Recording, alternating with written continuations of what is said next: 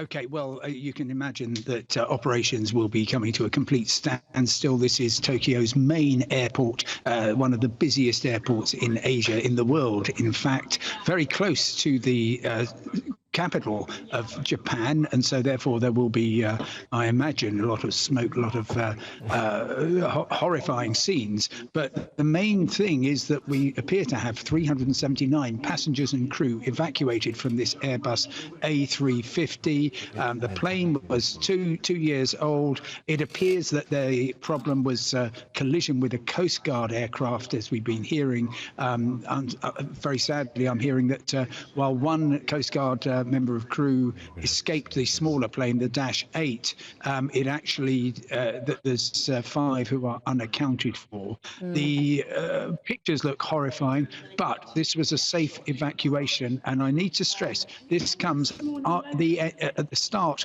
of 2024, after 2023 was the safest year ever for aviation. We had just 2 fatal accidents, total tragically of 86 fatalities, but no passenger jet aircraft. They were propeller planes that crashed, and no international flights affected. So while this is horrifying for a lot of people and it's going to make them feel anxious about flying, the fact that everybody got off the aircraft, off the passenger aircraft, should be actually a source of reassurance.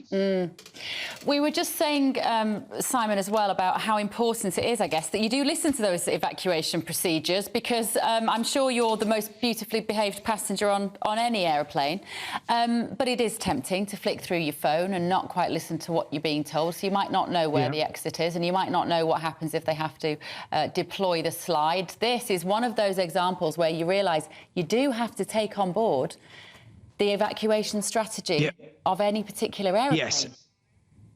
Oh, very much so. And whatever else is going on, please make it your New Year's resolution next time you're on a flight, and every time you're on a flight, just when they say, OK, we're going to do the safety briefing, even though you have seen them dozens of times before, perhaps, just pay attention. They are there to make you safe. And crucially, most aircraft incidents like this one are survivable as long as you do the right thing. So leave your cabin baggage behind. Having paid attention to where the nearest exit is, obey the cabin crew's orders. They are there not to serve you a nice cup of tea. They are there for your safety. It's very Aviation remains extraordinarily safe, but the passengers are responsible for their part in that. Simon, don't go anywhere. I'm sorry to interrupt you. I think Charlie Peters has a little bit of update for us. We have a breaking line from the Japanese Coast Guard. They said that its aircraft that was involved in this collision, that Dash 8 aircraft, was on its way to the Niigata airport base, which is on the other side of the southern island, to deliver earthquake aid to the area that's been hit, which is in the Noto Peninsula region. So, as we were briefing earlier today, this realistic possibility that the Japanese Coast Guard has been involved in that emergency response. That's now been confirmed by the Coast Guard just in the last few moments, that its aircraft that was clipped, it appears, by this Airbus A350 was on the way to deliver aid to the earthquake-hit Noto Peninsula. It's a terrible irony, isn't it, Charlie? On its way to help its people who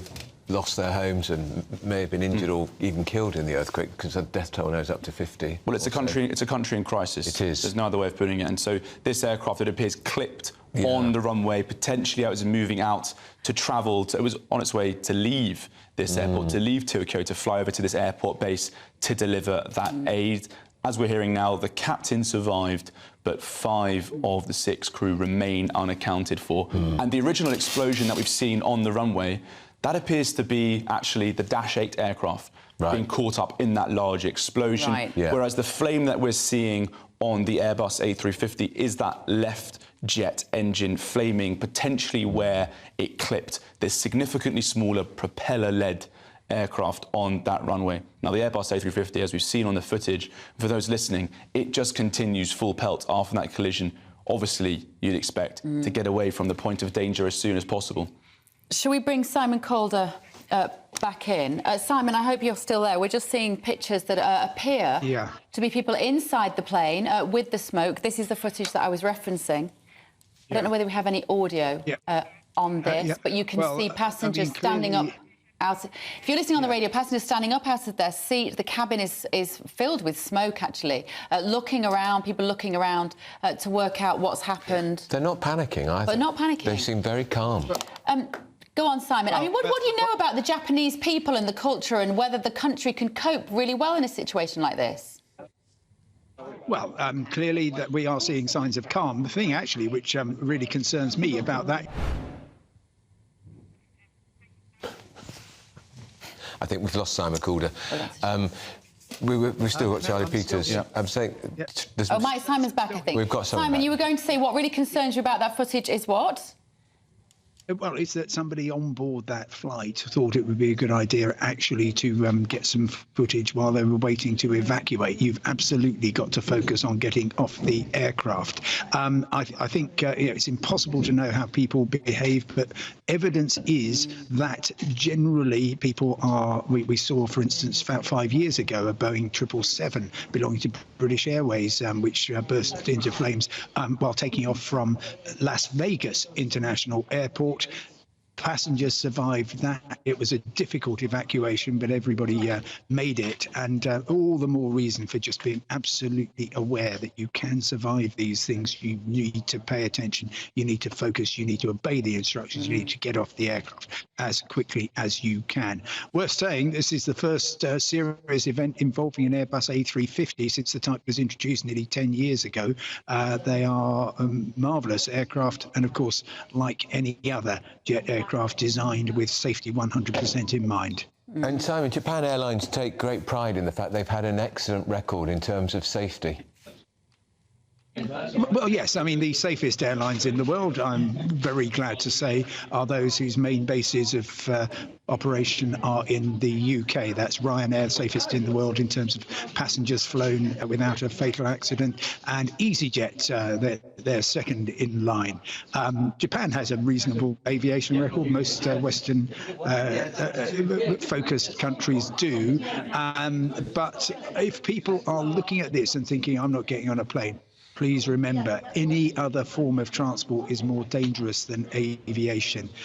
Very shockingly, and I don't want to kind of divert things away from these really serious scenes that we're seeing, but every hour, 148 people die on average on the roads around the world. Yeah. That's the equivalent every minute of a plane crash. So this is awful, and my thoughts go out to the loved ones of those 5 people unaccounted for. But despite these awful scenes, please keep things in perspective.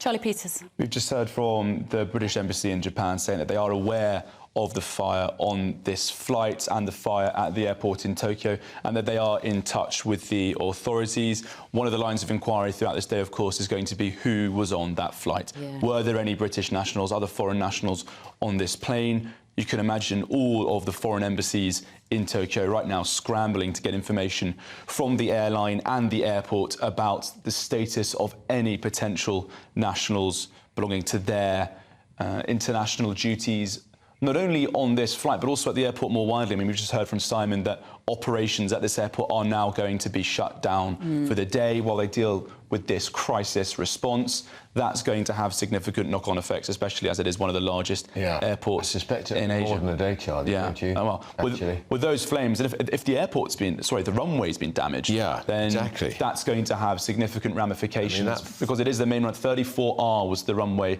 where this landed on, and that is the main runway for arrivals at this airport. So if that is damaged, you can't expect much incoming on that line in the coming days. Simon, there will also, at the moment, I imagine, be several aeroplanes circling that were about to land and have now been diverted elsewhere. Simon Calder's still with us.